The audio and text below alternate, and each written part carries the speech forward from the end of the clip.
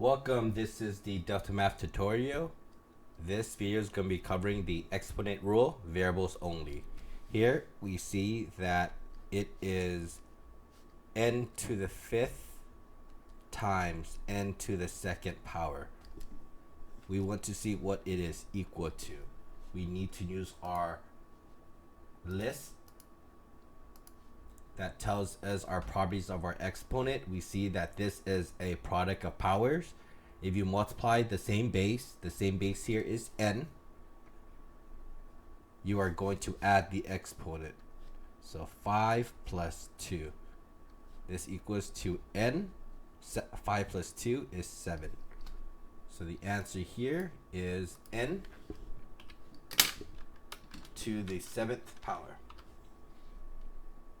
Hit submit. There you go. New problem. Same thing here. This is k to the 6th power times k to the 5th power. Same base to the k power, and we add the exponent. So 6 plus 5, that's going to be k to the 11th power. So k.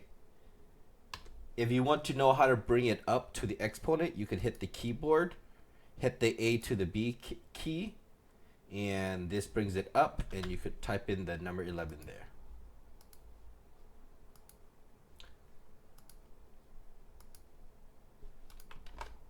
This is another type of problem. This is m to the 5th power, and that's also to the 3rd power.